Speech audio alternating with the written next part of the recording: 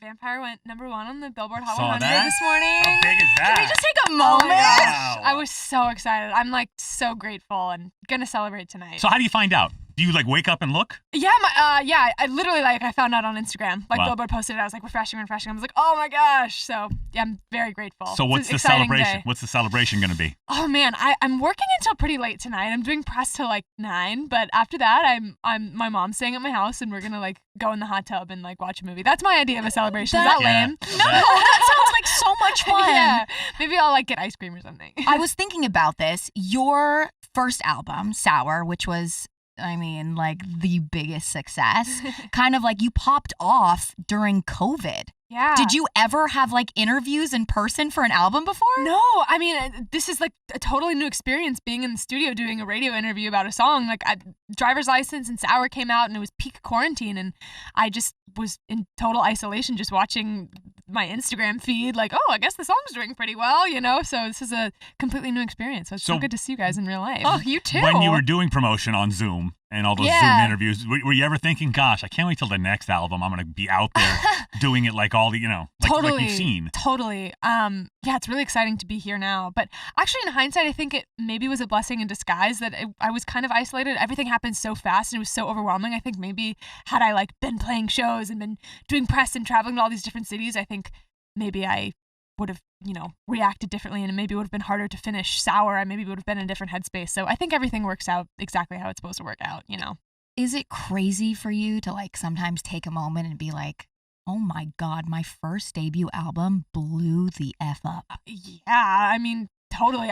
I'm truly like, I don't mean this in like a disingenuous way. Like I truly just lived my life kind of in a state of disbelief. I thought that maybe I would wrap my head around it a little more, but it still like doesn't ever seem super real. I'm just like, wow, what is my life? Like this song that I made went #1 this morning. Like I'm here talking to you guys about like my job is making music that I love. Like what is life? I'm so lucky. Before we go into like Vampire and Guts, from being on Disney to like having Disney success and fandom, then to like, oh my God, like Olivia Rodrigo myself fandom. Yeah. When did you start noticing that it was getting different? Yeah, I remember the first time that I got recognized for a song for Driver's License. I was going through a drive-through. As I often am. And one of the person giving me my burger was like, wow, I love that song Driver's License. Like it's really beautiful. It's helping me through a hard time. And I was like, oh, what? That's so crazy. Because before, I had been known for, being on Disney Channel, but you're kind of known for being a character, for playing someone that you're not. And it was such a wonderful thing to kind of feel seen by someone who had listened to my music for the first time. Like a drive-through person. Yeah, huge. Exactly. Drive-through person always coming through. But yeah, it's just really nice writing music that's really vulnerable and then giving it to people. I feel like I feel very, very seen. Like I feel like people can see a really intimate version of myself. It's really beautiful. Where does Olivia Rodrigo go for fast food? Oh my gosh, I love fast food. Me Is too. that bad? No. What's like your fave? My friends and I always go to In-N-Out And whenever what's we're your all order? in town. I actually like a double proteins. I've been getting in protein style lately just because it doesn't hurt my stomach as much. And I'll get a Neapolitan shake with like all of the flavors in it. I don't think I've had the Neapolitan It's shake. really good. It sounds weird when you say it out loud to put chocolate and vanilla and strawberry in it like a shake cup, but it's really delicious. See, is this weird? Being in LA, you would think, oh my gosh, In-N-Out, you're so lucky. You get In-N-Out all the time. The fries are such a disappointment, though. You know what? But also, like, if you grew up in California, it's the nostalgia. It's like Thank you. going to the beach and then going to In-N-Out after. And, Yes. like, going to In-N-Out after a soccer game. Like, why am I, like, literally promoting In-N-Out on this? Anyway, sorry. I digress, but, yeah. Since the success of Sour, what did you do, like, for time off? Yeah, I mean, put out the record, went on tour, which is amazing. Such a thrilling, fulfilling experience. I kind of started writing this album, Guts, pretty soon after. I took a little bit of a break in between. I think it was important for me to kind of process all of the craziness of the Sour experience. I think it was so exciting and just so, everything was just so beyond my wildest dreams. But I think I needed a second to myself to kind of just, let it all sink in how much my life had changed. And all of the crazy things that had happened. So I think I needed that time to myself before I could kind of embark on this next journey. What was your first big purchase after Sour? Oh my gosh, I don't know. I feel like I haven't really made a super big purchase, but I told myself that if Vampire did really well, I would get a convertible for this summer. Well, it's convertible time. I mean, you're number one. You can't do any better than that. Yeah, I don't know. I feel like so extravagant, but maybe I'll rent one just for the summer or something. Convertible just what? to see if I like it. What are we talking about? I don't know. No, we do know. Let's discuss. I love the white Mercedes that was in Driver's License. I always thought that they looked really cool. I'm like, maybe I could get a convertible of that. I don't know. But then people will see you driving around town. They'll be like, ew. I know. Look at her driving around the car in the video. It's too self-referential. I don't know. I think it's cute if you have envisioned that and that was a dream for you. Do it. Yeah, we'll see. Well, I'll update you guys. I haven't done it yet. Let's see. I think it's your moment. Thank you. So I'm curious, and before we get on to the new album, Driver's License. Have you had any tickets between Driver's License and now? Oh my gosh, that's such a great question. No, thank God. Close? Never pulled over? Nothing? No, I got pulled over once for just one of those random stops. Yeah. You know what I mean? But knock on wood, not yet. I think you haven't lived until you've gotten your first ticket. I've gotten plenty parking tickets, but not speeding tickets or anything. I'm a pretty safe driver. I think first speeding ticket needs to happen in the convertible. No! Don't manifest. Don't manifest. So you worked on your new album, Guts, with your favorite collaborator from your last album, Dan. Where did you guys write the album? We wrote it split between LA and New York. I have a place in New York now, which has been really fun. I get to hang out there. It's very inspiring. Thank you. But we wrote half of it in Electric Lady Studios in New York, which is really great. There's a lot of history there. And the other half in Dan's garage, which is where we made all of Sour. So we're keeping it real, keeping it pretty simple and no frills. But that's kind of the way we like it. What's the different process now that you've had some success and you're on to the next album? What was different about writing this one than the last one? Yeah. Honestly, I think the first album, looking back, I was just so heartbroken when I was writing it, and I had so much to write about. I was constantly just having all the stuff that I needed to get off my chest. And I think this time around, I definitely wasn't feeling that. And I think it was kind of a lesson in learning how to make a song for the craft of it, and learning how to just wake up every morning and kind of sit at the piano and, write a song even if I'm not feeling particularly devastated and super inspired to write a song. I think I kind of just tried to polish my craft of songwriting, and that's a really important lesson that this kind of era has ushered in. It's got to be weird to balance that, because some of the songs bring up negative emotions inside you, but then when you give birth to the song and everybody hears it, it's a happy event. Yeah, it's super positive. Yeah. So putting it out there has got to be very hard on the emotions. Yeah, it's funny. Putting it out there is I feel like I'm so close to these songs. Obviously, I treat them kind of like they're my diary, and then I put them out and I hear them on the radio, and I'm like, wow, it's kind of like, oh, who's singing that? A little bit, right. You kind of get a little separated from it in a way that I think is healthy. Speaking about that, these songs are your diary. Is it ever hard for you to keep some things personal for yourself, but then also you're super vulnerable? How do you balance what you give to your fans? Yeah. I think that's why it's important for me to kind of keep my personal life private. I think I will dive as deep as I can into my songs, but I kind of just, don't love talking about it. I think that's the boundary for me. That's what helps me feel healthy and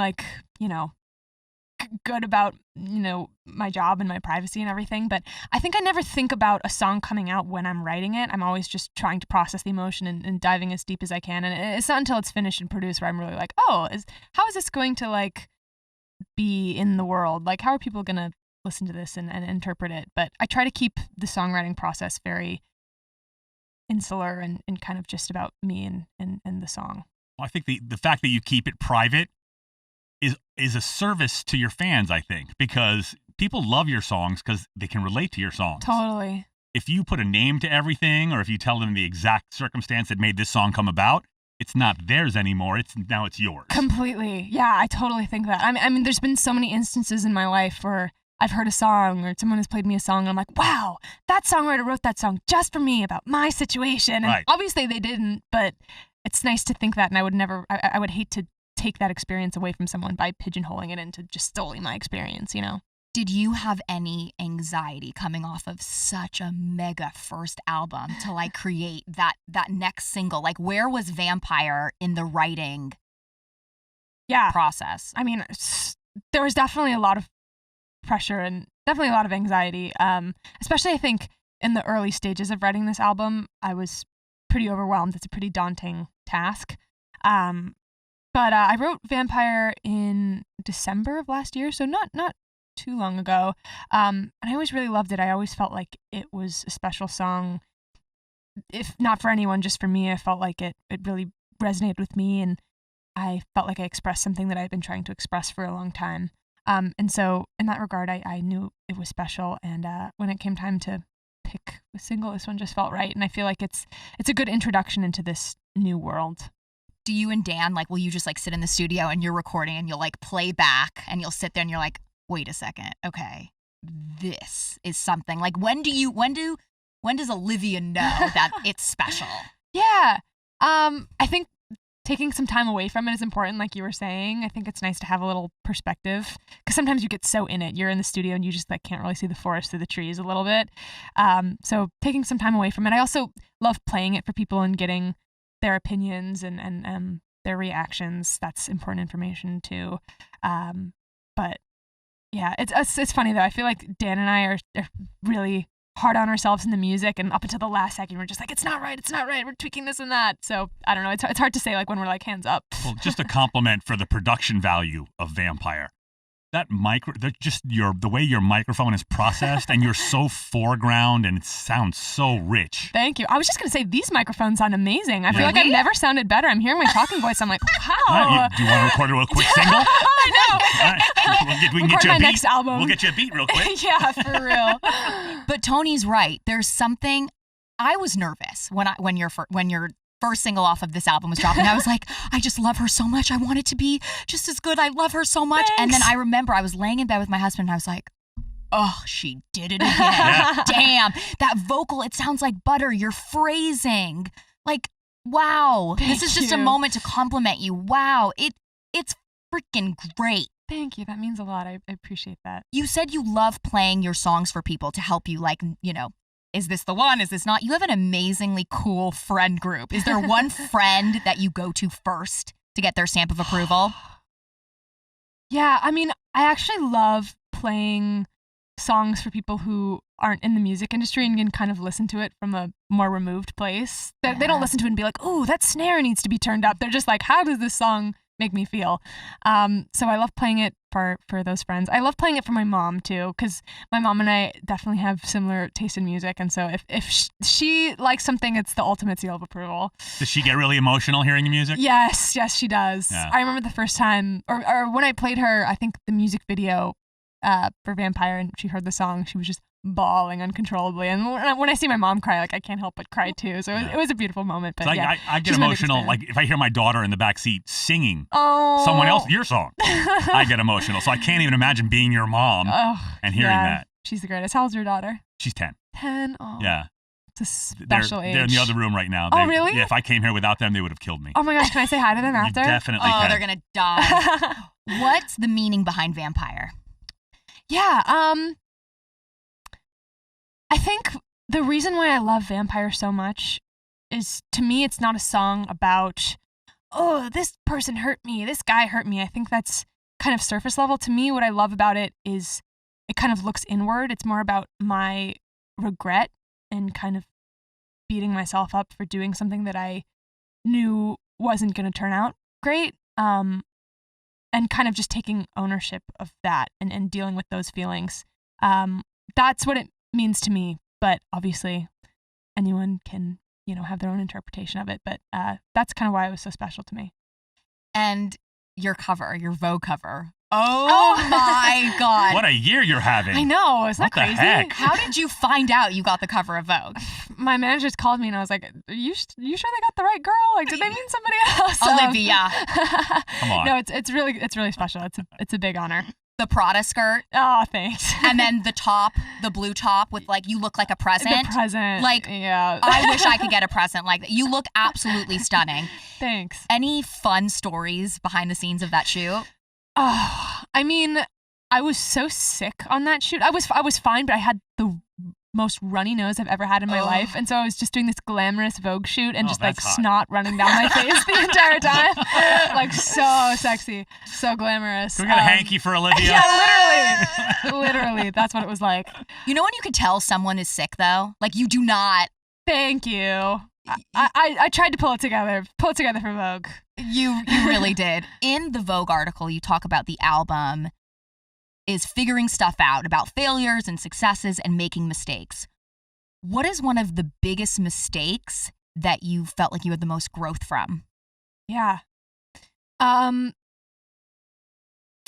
think after the album came out, I think I was really distracting myself with so many things, with friendships and boys, and just trying to distract myself with anything I possibly could to kind of not think about all of the craziness that had just occurred in my life. And I think I didn't process it, and I didn't feel like myself, and I wasn't trusting my intuition and my gut for so long. And I think that was a big thing that I had to work through. And I think that's just something that, you know, probably any 19-year-old goes through, is just kind of figuring out how to have clarity on what they want and who they want to hang out with and how they want to spend their time. And that's your art. Your art is feeling those emotions. Yeah, I'm so happy I went through it. I don't really regret anything in my life, though. I feel like everything happens for a reason, and I'm here today because of all of the things that happened in my past. So cheesy, but cheesy but true. That's what makes you you, and your life experiences are what makes your album. Sure. You know, that's life. Totally. I love that. So you mentioned that you're now living in New York City. Where are you in New York? I'm like downtown. I'm like in a cute little apartment downtown. Chic girl. So you live in that Sex in the City life. Yeah. I'm really trying. That's my dream. What character are you? I am a Carrie Charlotte hybrid. Ooh. What are you? Have you watched it all? Yeah, I've watched it all. Okay. Did you watch it just like that? Yeah, I just don't know how I feel about it. It's like it hurts me a little. I just love the characters so much. I love that. I'm just so happy to watch them and experience them all over again. I haven't watched the second season though. It's on my to-do list. Get to it. We'll discuss after it. So moving to New York and walking around New York, do you have that? Do you ever like think, wow, I am so Sex in the City? Yeah, I feel really independent, like living in New York. I like walking around. I'm like, yeah, like I'm a grown up. Like I got this. I'm a bona fide grown up now. You are. Yeah. What is New York on the street? How does New York on the street treat Olivia Rodrigo? Do they ignore you? Can you walk around? Yeah, for the most part. That's awesome. Yeah, it's great. New Yorkers, they're so different. They're like more cold. They're like, oh, cool. Yeah, but then they're dying inside. Yeah. I love it there so much. Definitely a great place to be. You mentioned that Bruce Springsteen is your crush. It was in the Vogue interview. We were in a record shop and there was like a record of his, and he just looks cute on it. I don't know. I love it. He is. He's just so talented too. I love his music. So Carole King wrote some things in your Vogue interview. Isn't that crazy? That's my cousin. No way! Yes! Shut up. Yes. Wow. Oh my God, that's amazing. So I was like, I have to tell Olivia this is the coolest thing ever. Wow. Such a crazy connection. That's so cool. Did you like grow up listening to her play piano all the time? My dad tells like the craziest stories that he would like go for Shabbat dinners on Friday nights and like hear Jerry Goffin and Carol like in the basement writing songs while they were just kids. Oh my God, that's wild. Incredible. Yeah, she's so wonderful. I had the chance to hang out with her twice, like a few months ago, and she's just couldn't be warmer, couldn't be kinder, couldn't be more gracious, and obviously probably one of, if not the most talented songwriters of all time. Totally. Yeah. Who else do you really look up to? Yeah. I love Carol. I love Alanis Morissette. I've been thinking a lot about her. I've been playing Jagged Little Pill nonstop lately. I'm in a Jagged Little Pill mood. But I got to meet her a few times too, and I got to perform with her, which was like, that's another thing. I'm like, pinch me. I can't believe that happened. So insane. And she's so gracious too. She's definitely, like, I look at her and I talk to her and I'm like, that's how I want to live my life. I feel like she's got it right. So Vampire, number one. Yeah. So what is the first non-music industry thing you're going to do to relax after all of this is happening? I gotta go on vacation. Where? Yeah. Where are we going? Where are you going? I want to go somewhere. Yeah, you guys can come. That'd be fun. I want to go somewhere that's sunny, where the water is like bath water, and I can go swimming. I just want to like lay out all day. Turks and Caicos. That's a vibe. I've never been. Have you ever been? It's phenomenal. Is it? Okay. And the water, everything you're describing, I'm like envisioning you there. See, I'm thinking Sardinia in Italy. Oh, that's great. Why stay in this hemisphere? Probably great food too. Yeah, definitely. true. Yeah, I've only ever been to Milan, I think, and the food was great. That's barely even Italy. Yeah, You got to go down south or out on an island. Okay. That's next on the agenda. All right, I love that. there we go. We planned out your Thank Phenomenal. you guys. My travel agents. Olivia, thank you so much for coming by. Oh my gosh, thank you for having me. Congratulations. Vampire #1. That's huge. We're so proud of you. Oh, you guys are so sweet. love Thank you you so much. Thanks for all of the nice things. I really appreciate it. It's so fun to talk to you guys. Thank you so much for coming. Yeah.